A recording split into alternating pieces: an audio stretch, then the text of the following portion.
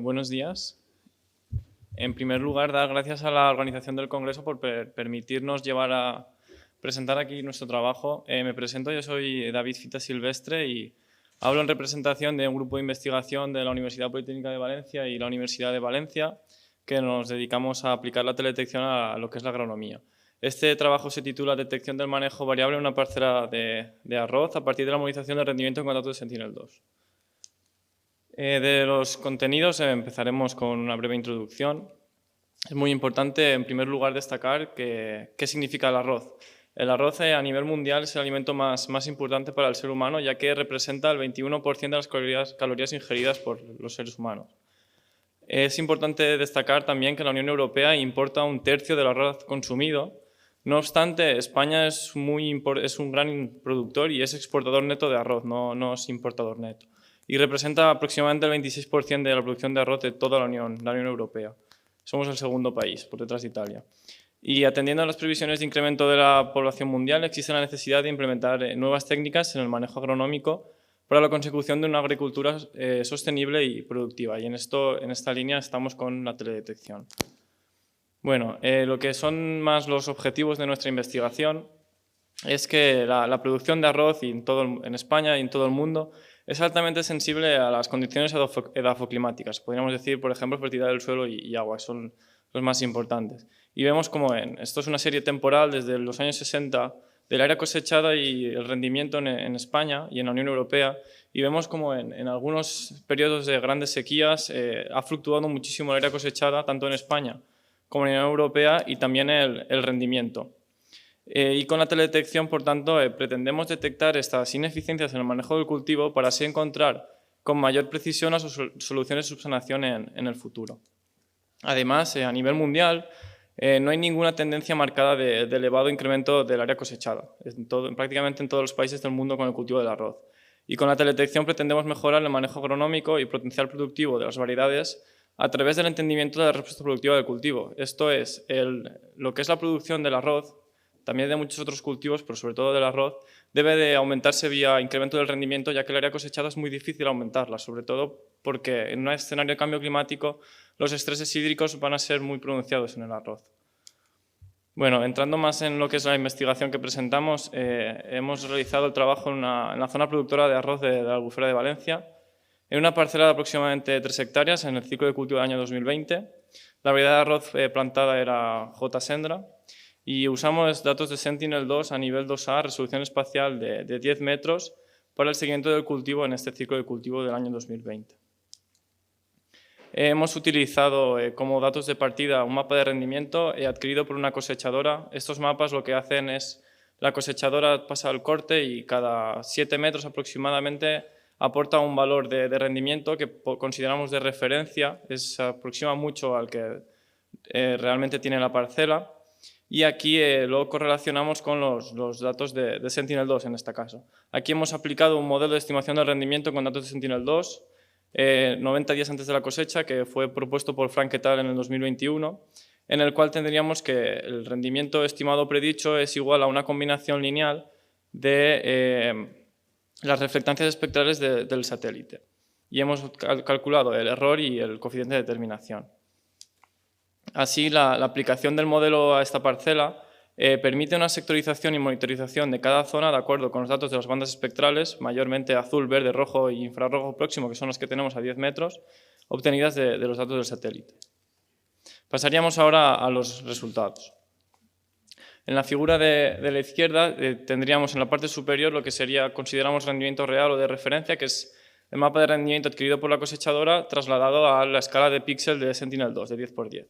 Y en la parte de debajo de la figura, la B, tendríamos el rendimiento predicho o estimado por el modelo de Frank et al. 90 días antes de la cosecha, que es, aún estaríamos iniciando el ahijado, en fase de ahijado, aún no habríamos llegado al final del crecimiento vegetativo.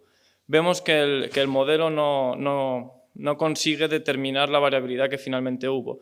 Entonces, si representamos este rendimiento real frente al error del modelo, vemos que el error se distribuye en función del rendimiento de la parcela. Con lo cual, planteamos la hipótesis de dividir esta parcela en función del error que había presentado. Así tendríamos una zona 1 donde el error había un error por defecto y entonces el rendimiento real fue superior a 8.000 kilos hectárea y el error fue mayor de menos 500 kilos hectárea. Luego tendríamos una zona 2 donde el rendimiento se sitúa entre 7.000 y 8.000 kilos hectárea, que es el esperable en esta zona productora, y el error apenas había, entre menos 500 y 500 estaba dentro de los límites del modelo propuesto por Frank et al. Seguidamente tendríamos una zona 3 y una zona 4. Aquí vemos que a partir de estas dos zonas aparecen como dos líneas de tendencia en función del error. Por tanto, acotamos una zona 3 donde el error estaba entre 500 y 1.500 kilos por hectárea, un error por exceso, y una zona 4 donde el error era superior a 1.500 kilos hectáreas. Tanto en la zona 3 como en la zona 4 el error era inferior a 7.000 kilos hectárea, que era un rendimiento anómalo para este año 2020 en Valencia. Así tendríamos las cuatro zonas y en lo que mostramos en las figuras de la derecha sería la zonificación en función del error y vemos que casa muy bien con lo que fue el rendimiento real medido por la cosechadora. Y esto nos permitía plantear la hipótesis de que efectivamente habían podido suceder hasta 4 fenómenos distintos en la parcela durante el ciclo de cultivo que habían condicionado el rendimiento final. Así, efectuamos una monitorización con los datos de Sentinel-2. En la figura de la izquierda tendríamos la evolución de la reflectancia del rojo visible y en la figura de la derecha la evolución de la reflectancia del infrarrojo próximo o NIR. En primer lugar, hay que destacar que la modelización propuesta por Frank et al. En este caso cumple con los supuestos del modelo, y es que a mayor NIR en ahijado, que es el 4 de julio, está marcado en rojo, es cuando se efectúa el cálculo de la estimación del rendimiento con el modelo. Ahí tendríamos que a mayor infrarrojo en ahijado vamos a tener un mayor rendimiento, tal y como se constata en la tabla de debajo derecha, donde las zonas que tenían mayor infrarrojo se proyectaba un mayor rendimiento. Y a menor rojo visible se deduce que va a haber una mayor capacidad fotosintética y también puede haber un mayor rendimiento. Así tendríamos las cuatro zonas y veríamos que el rendimiento estimado apenas presentaba diferencias estadísticamente significativas entre ellas. En cambio, cuando íbamos al rendimiento real, las cuatro zonas eran completamente diferentes entre sí. Entonces, en base al cuaderno de campo, porque esto era una parcela comercial, conocimos el manejo agronómico que se había efectuado en este ciclo de cultivo y pudimos concluir en qué momento se había definido el rendimiento. En la zona 1, el 10 de julio, que es aún ahijado, se produjo un excesivo aclareo solamente en esta zona y para contrarrestarlo se efectuó una aplicación de nitrógeno en cobertera 5 días después, el 15 de julio. Y vemos como en lo que es el NIR, en el NIR se ve mucho mejor que en el rojo.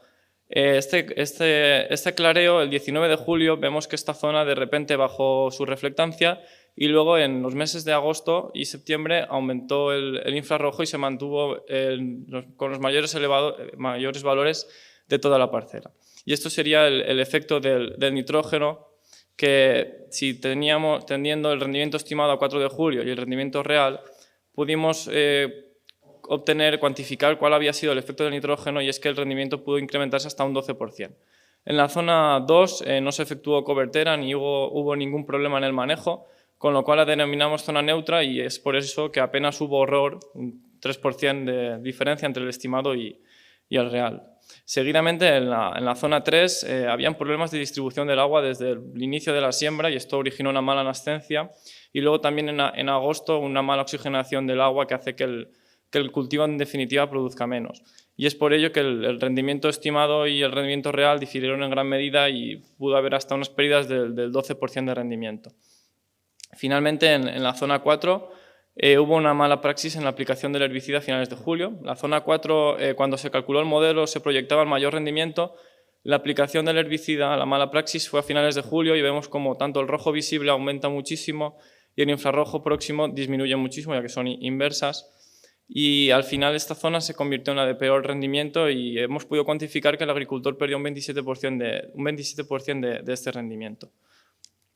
Bueno, como conclusiones, se ha demostrado la validez de la modelización para identificar zonas anómalas dentro de una parcela en función del fenómeno ocurrido.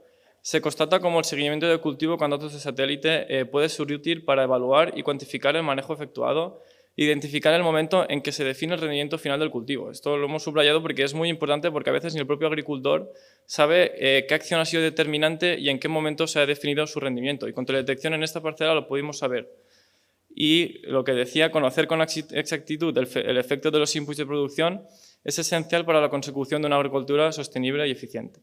Muchas gracias y cualquier duda o pregunta estoy a vuestra disposición.